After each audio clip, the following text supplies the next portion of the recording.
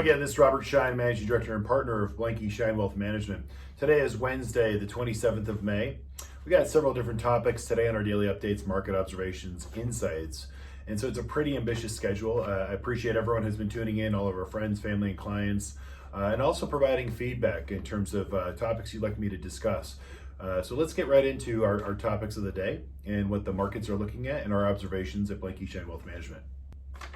As we look through the headlines and actually show you some headlines of the day through high frequency data, economists look at the economy in total and they make forecasts plus or minus, and ultimately some of those, if not most of those forecasts are always off the mark and sometimes will by a lot. But we also look at the high frequency data as it relates to, are there green shoots, as we reopen across the United States, or even over the past 12 weeks, has the economy actually slowed down or even stopped in some cases? And if we look at real estate very specifically, as reported on my daily updates, real estate has actually gone up in value, right? Short supply, demand was very strong going into this last 12 weeks as we shut down.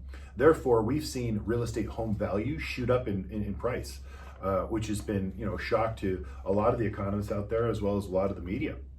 Today, very specifically, another shocking report and a very net positive to show that, not only is residential real estate specifically very strong, but it's extremely resilient. And the advent of new technology can actually continue to keep this portion and sector of the economy actually open.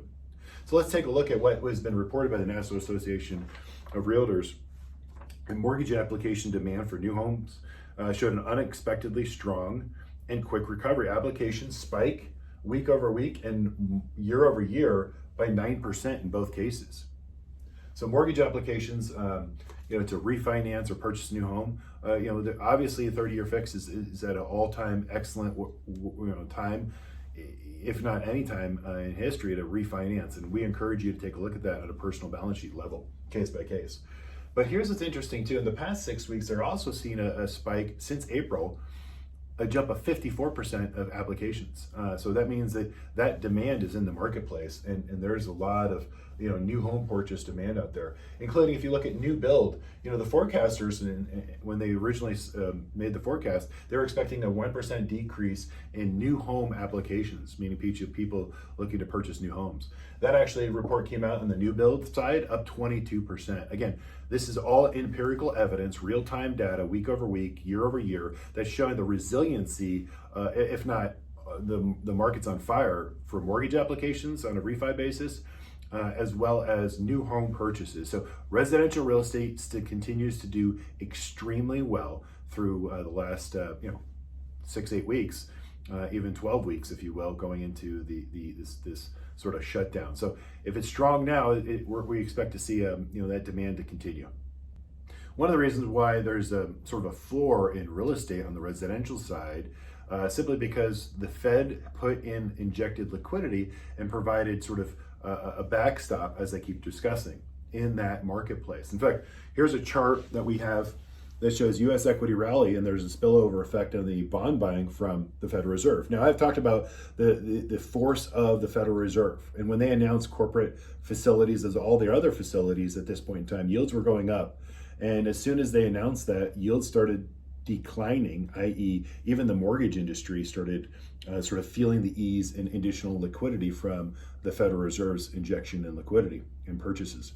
And also you could see the net effect. It's almost an inverse relationship. As the Federal Reserve made their announcement and started participating in the credit facilities in all different capacities, the S&P 500 also sort of reversed course, and those two trends are now diverging, if you will, in a positive, constructive formation. So we're going to continue to monitor this, but this is a sort of empirical evidence to show you the Federal Reserve, when they're in the marketplace, they brought down the yields and really provided liquidity and stability, not only in the corporate debt market, as we discussed, but also in the mortgage industry as well. And so they've done their job. They basically came to the rescue to sort of provide liquidity and a backstop. And we're seeing sort of the market work its way through all the previous tensions of the last 6 to 8 weeks. I've also described yesterday and the day before and the weeks up to this daily update here, the S&P 500 was in a trading range. And we, topping out at the 3,000 level. Yesterday we broke through and closed above that, which is really exciting. But what's more exciting about that in a very constructive manner is the sector rotations.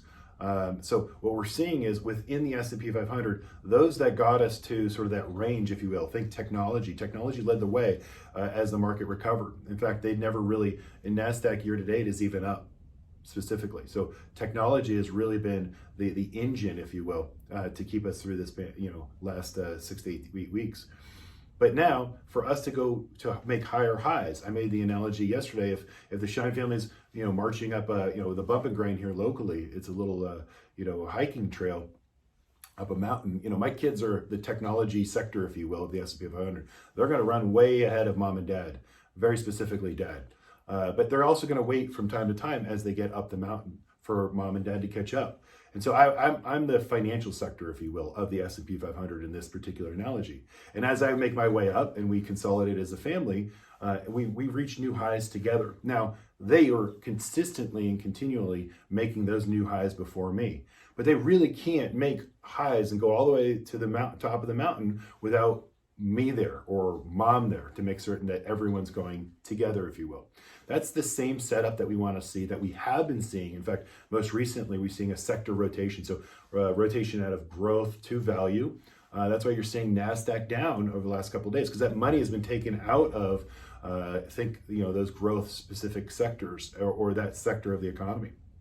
And that money is now being redeployed into the value. Now, this could be a short-term phenomenon. This could be a long-term trend. But as we're seeing the rotation happen, that's the consolidation to get us past the next new highs and new levels. As we work our way through this, it's very healthy and very constructive. So even though you see, let's say the Dow up, so the industrials and financials up over the last couple of days, that's very positive, even though the NASDAQ may be down.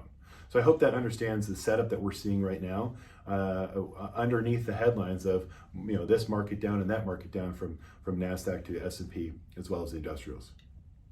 So let's take a deeper dive as to the economic sort of damage, both short and as it persists, the permanent damage that could take hold for the U.S. economy. And when I say permanent damage, so if we're shutting down the economy, okay, in the United States, and we shut it down for the month of April. This is a projection, economy forecast, that a permanent damage, meaning the amount of stores and the amount of consumption and the amount of sort of small businesses that we will lose, the percentage of the economy that will be permanently lost.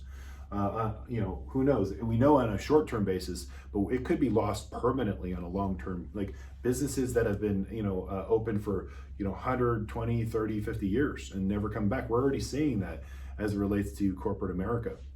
So if we shut down the U.S. economy for just 1 month, we have a 98% sort of, a recovery, if you will, of the businesses that will recover out of it, or a 2% loss, permanent loss.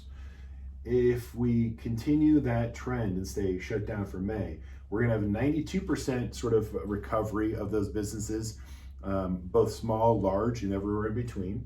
But an 8% permanent loss of, could be your local restaurant or your favorite, place to go in your local economy that is lost forever. We've already seen this. I mean, this is happening on a daily basis.